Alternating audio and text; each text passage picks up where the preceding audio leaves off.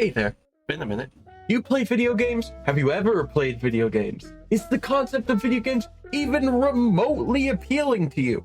Now, what if I told you, instead of playing those high quality, handcrafted gaming experiences, you had a AI image filled slop? What? That sounds like literal goddamn torture? Well, too bad. I had to experience this, so now you do too. Alright, so here's the lowdown. I was logging onto Steam one day, and I happened to notice the store page had a few peculiar games that caught my eye, all decorated in the finest AI garbage. Mind you, all advertising to you the luxurious opportunity to simulate having a minimum wage job. So I saw these, came up with a dumb idea. What if I played and ranked all these games in the ever popular tier list so that no one ever makes a mistake of buying these games? One last thing, ain't no way in hell I'm playing more than 20 minutes of any of these games, so don't expect a comprehensive review. First up is Beer Factory Simulator. After 5 minutes of loading screens, I get a call from Phone Guy. I get inside through the key operated gate,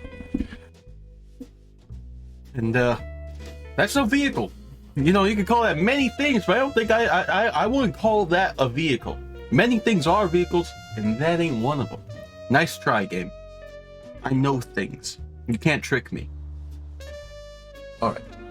Step 1 of this game is to clean up garbage. While cleaning, I find a magical floating box, which, I'll admit, got my hopes up a little bit. But it's just cosmetic something or other for a trolley. Lame. Inside the factory, it's somehow the cleanest mess I've ever seen. Like, it's probably some people's definition of clean. Like, it's 2 boxes and a beer can. Yeah, there's the giant stain on the floor, which is gross, I'll admit. But this is a beer factory that hasn't been working in God knows how long. It could be so much worse. Once done with all my cleaning, I replace the fuse, building us power again. But the minute I do, it starts a Dark Souls boss fight with a random hobo. I chase him, but he uses his magic ninja powers to vanish. Is that a ninja? More like a nanja. It takes me longer than I'd like to admit to realize they want me to throw garbage at the hobo in order to kill him. Which I do, happily. I love kicking poor people, I love kicking poor people, I love kicking poor people, I love kicking poor people. I inevitably defeat the homeless man and follow him out. And certainly takes a sweet time.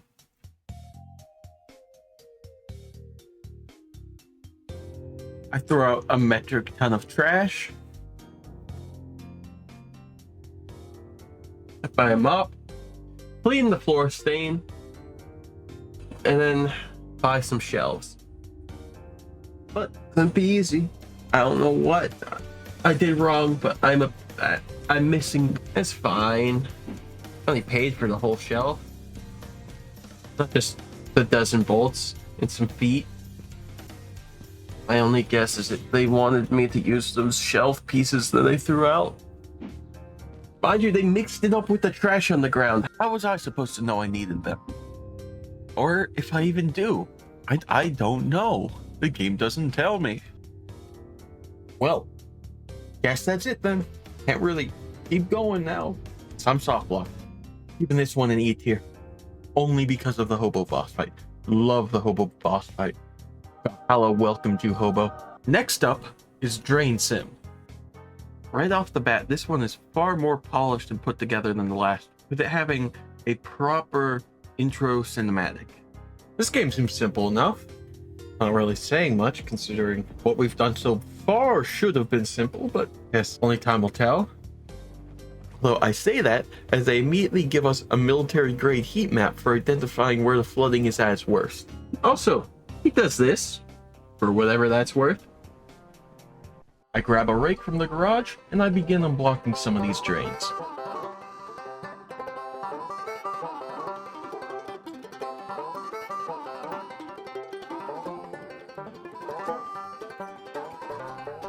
Well, let me have a rule and a salt and a port, and I'll cut it. I'll climb up a ladder with a hammer and a nail, and I'll nail it. Well, we worked so hard to build a little house together. In the snow or the rain or the ice cold wind, whenever. No matter what the weather, we're together.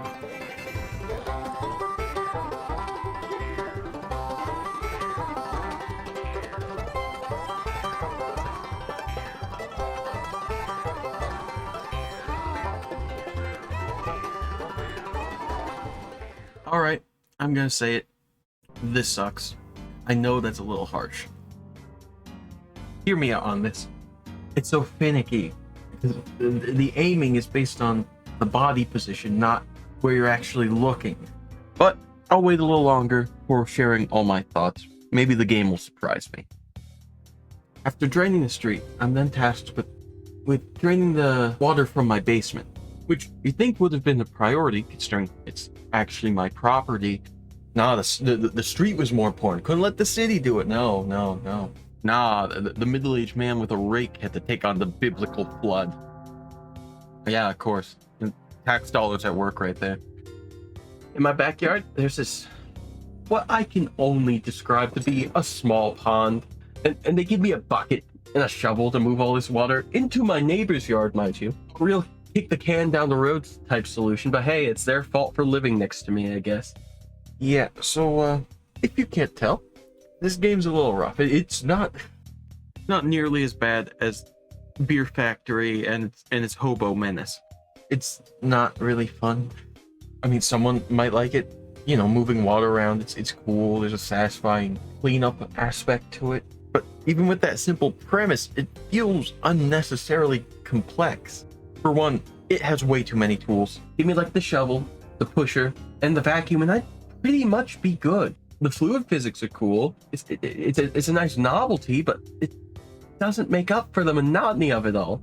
Because you will be spending minutes at a time trying to find these slight reflections or dark spots or a little bit of water in the corner of a room that are virtually impossible to see. So you have to comb through every location.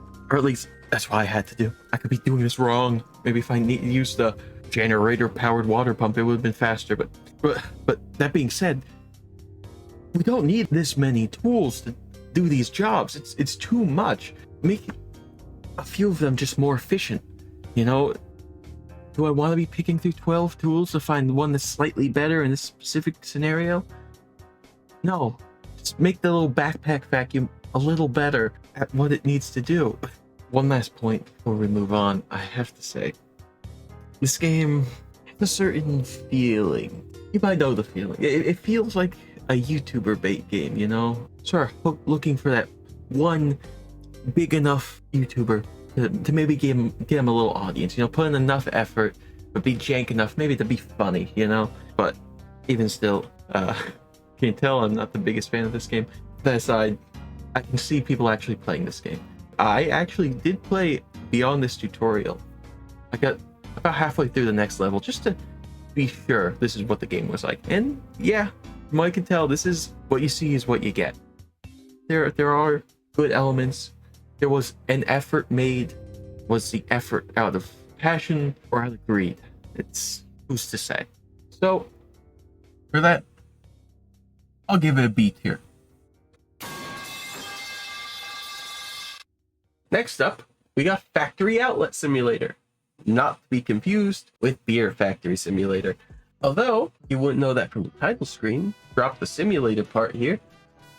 I wake up in this world and yeah, it looks about standard, you know. Not really blowing me away, but also not burning my retinas. I do get a chance to name this place, which is also cool. Always love that little something, you know, that little jingling keys that keep me going. Welcome to home to the finest, not really sure, outlet store, I guess. It could mean anything. So I go in, turn on the power, and look at the security cameras.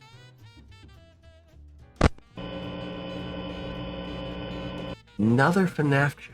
I don't know what this says more about me or these games. Here's what we actually sell here. Our shirts, which makes sense, not too crazy. Clothing outlet store. I buy the machine to make the graphic tees and some shelves to put them on. Then place the machine in the back, and I make sure to put the shelf as close to outside as the game would let me. Because, you never know. You want to attract a window shopper. But why look in windows when it could be right there in your own two hands? Trust. It's all about trusting. Hey, wait. No. Give me that back. Get back here. The game then gives me way too much freedom to design a shirt. I, of course, begin doodling, experimenting a little. And then I realized they let you import images. Now that's interesting.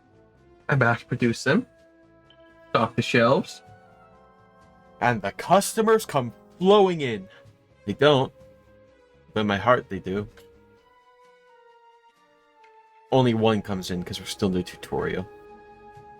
The next step of the tutorial was to buy a bulk t-shirt contract. It then points me towards the harbor. So I take this truck, which I have, apparently. I get immediately distracted and begin exploring this semi-open world, I guess you could call it. I mean, it's only made up of 2 streets, and those 2 streets look like if Wii Sports Resort took place in Cleveland, but, it's something. I take the opportunity, while in this motor vehicle, to ram into everything I see, hoping, for whatever reason, this game would somehow have a BeamNG level vehicle destruction simulation, so that and wrap myself around the nearest telephone pole. Instead, I find the man standing in the middle of the street, and he deflects the car like it was nothing. I guess there's always next time. He also appears to be the local street vagrant, selling cheap shirt-making materials that are likely laced with fent.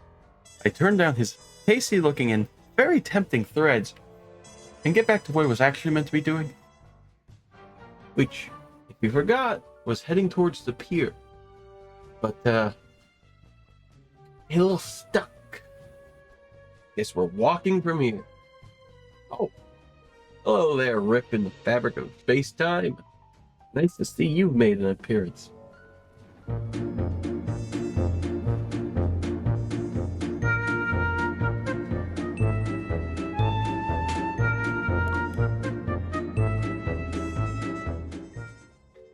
It just tells me to get the shipment and put it here.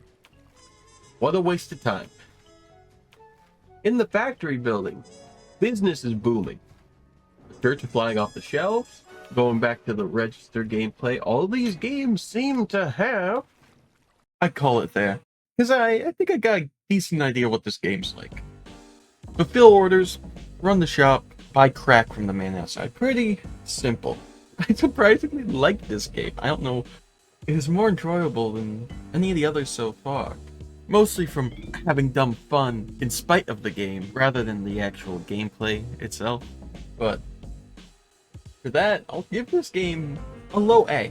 It's not god-awful, not breaking any new ground here. Pretty much every other store sim game, with the added gimmick of the shirt customization. Oh, the shirt customization, my beloved. Next is Food Processing Simulator. Wow. I really couldn't think of a less appealing title. Hell, a less appealing concept for a game. Period. And, the game itself isn't much better. It's, how do I say this? Boring. So boring. You ever, like, stuffing lettuce into a box? That's this game. You put down the machines, you feed in some heads of lettuce, and you take the shredded lettuce, put it in the box. That's the whole game. I'd rather take a bad game than a boring game, and this game's kind of both. So I'm not wasting any more time on it. D tier. And that's a generous D tier. It does what it's doing alright. That's its only redeeming quality.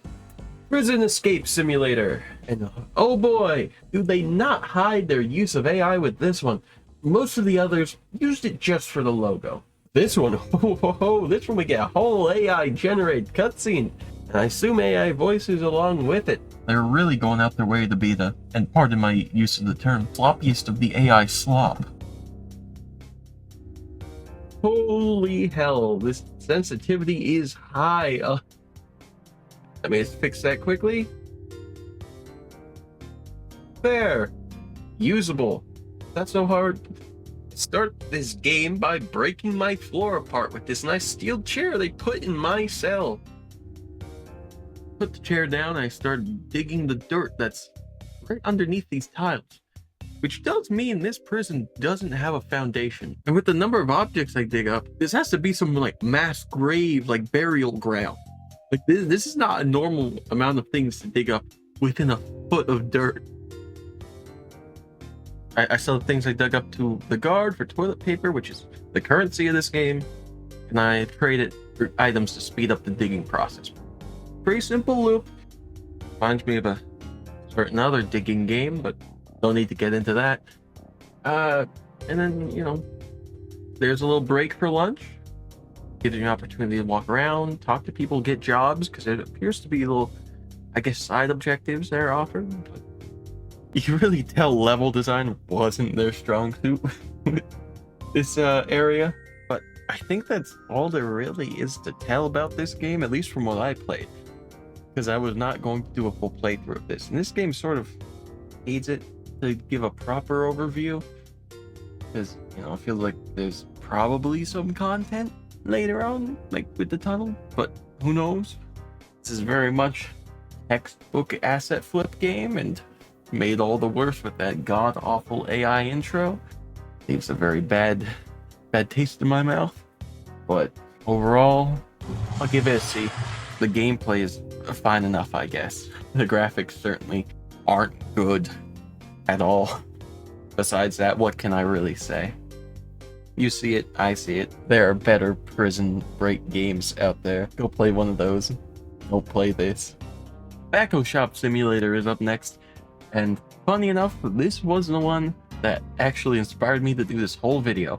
Saw it on Steam, and the rest is history. But, would you believe me if I told you this is just the exact same store simulator that you've seen a dozen times and that I've played a few of here? The same shelf stocking, the same register, and the same computer ordering. The only unique thing about this is the concept of a smoke shop. But even then, from what I can tell, it's just a reskin. There's no depth to it. There's no unique features, unique gameplay introduced with it being a smoke shop. No mechanics. E tier. Last, but here's hoping not the least, is Rap House Simulator. Hold on. You guys gotta see this thumbnail. Is that man holding fries wrapped in like pita bread? Dude, am I too American for this? Is that a traditional Turkish meal? A succulent Turkish meal of fries wrapped in pita bread? Okay. I'm getting way off track. Get in the game and I walk around and I take in the scenery. And you know what? It looks pretty good, you know? It's a nice change of pace from everything else we've been playing. Just don't pay too much attention to the giant Godzilla-sized bridge that connects to nothing. On my way back in, I discover an emote tab. I think I get it. It's beautiful.